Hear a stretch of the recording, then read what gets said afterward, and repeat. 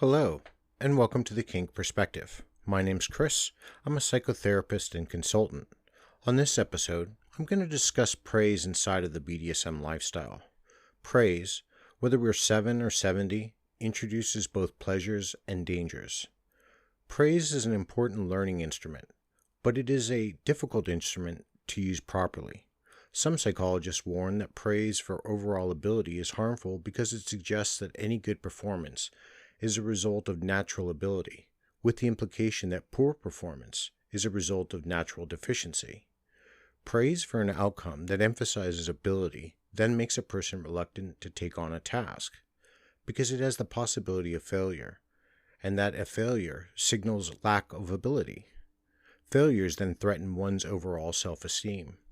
So, it is proposed that people are praised for effort and for more specific achievements that are clearly linked to hard work rather than ability. Taking the range of responses to praise into account, however, it is helpful to broaden our understanding of praise as a highly emotive personal interaction. When we look at our interactions in the BDSM community, praising a submissive, those terms such as good girl, good boy, carry powerful weight. They seek to reinforce behavior the dominant partner believes their submissive or slave has done well. But is the praise becoming overused even for the most basic of tasks that can confuse the person receiving it? Consider a submissive working on something for their dominant. While the dominant appreciates and maybe even adores what the submissive has done for them, and gives them person praise, that was a beautiful meal, good girl, or thank you for the new handmade corset, good boy, the submissive or slave are more focused on the difference between what they wanted to do for their dominance and how the objects turned out. While the first dominant may have in fact enjoyed the dinner, because the dinner was not up to the standards that the submissive expected, they may feel poorly. While the dominatrix may be elated that her slave boy made her a new corset and in fact adores it, the submissive may feel and see all of the imperfections and feel deflated, and that they let their mistress down. Problems in getting praise right, and in understanding the range of responses to receiving praise, is not a significant issue only for children, but adults as well.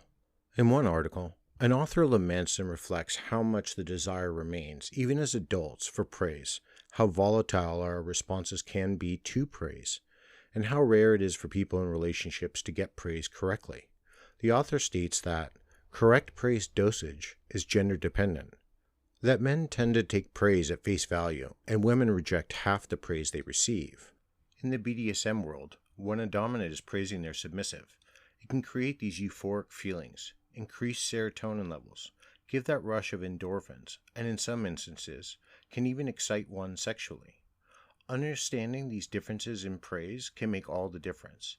Effort-focused praise has a positive impact on motivation and desire, whereas ability-focused praise has a negative impact and can lead to feelings of resentment or being standoffish. Praise is a means of establishing and reinforcing norms, so praise can ignite anger that may seem inexplicable and irrational to others. For example, when a teenager is rebelling against their parents' expectations and is trying to prove their independence of thought and character, their parents' praise can seem patronizing. The same can be similar when it comes to a DS dynamic. You're such a good girl, you're such a good boy, can make a submissive upset because they feel that their dominants expect them to be pleased by their assessment, when what a submissive wants is to set their own standards within the dynamic. While sharing and experiencing one another in a dynamic can feel incredible and often quite intense, we are now associating, or at least the droves of people on TikTok are, praise as a kink. We need not to conflate the two. It's not praise if your partner wants to touch you, hold you, kiss you, spank you, or more. This is affection and desire of intimacy. Because, as many dominants do, praise our submissives. Doing so at different times in different situations can be a result of this overlap, which goes to the point I made earlier, that we now have begun to give praise for most or any events, which there is a downside to that. This is not to say you need to reserve praise just for special events or purposes.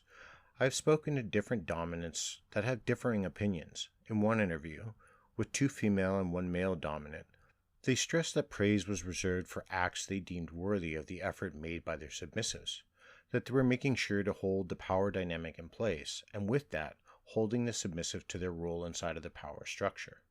The other 6 dominants I spoke with, 4 male and 2 female, they felt praise was to be emphasized not only during the times that a submissive follows their tasks and orders, but also during sexual play or during sex.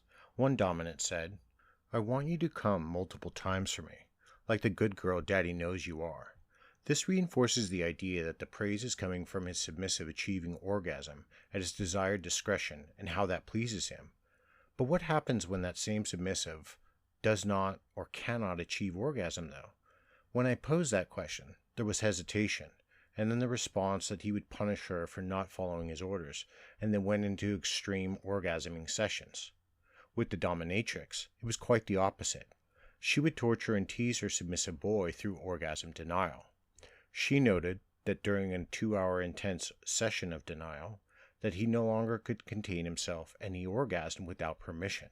She went on to say how disappointed she was, and then she punished him for not listening to his mistress, locking him in a chastity device, and then ignoring his calls and attention for a week to, as she put it, teach him a lesson of control. But is it a lesson? What will he take away from it? That if he does not please and do as his mistress says, that he will be denied and ostracized, devoid of her attention and communication? How will that reinforce the dynamic? We then move, as dominants, in a caring and consensual relationship dynamic, to degradation, Pavlovian responses and fear. The organic feelings can, and they may, disappear. Praise and endearing phrases can and should be used inside of relationships, and they do go both ways. We just have to be careful that we are not using them for, or have a desire for them, to satiate a feeling of validation. However, that's a whole nother topic. You may be asking me, don't you think this is kink shaming though? Not really, because that would mean enjoying praise is a kink within itself. While these descriptions are helpful in trying to make rational sense of unfamiliar sexual desires and feelings that we think inside of our mind, and wanting to find a like-minded partner that validates us, that enjoys the same things we do, it feels more so driven by the need to quantify and compartmentalize our BDSM desires into organized little markers. Anyone seeking to improve a relationship should take heed of the importance and pitfalls of praise. There is nothing unusual about enjoying being complimented, especially by our partners. Please, for all means, indulge in the pleasure of calling your submissive a good girl or a good boy as much as you'd like. What exactly do we gain, though, in giving that pleasure a name? Until next time, be safe and stay kinky.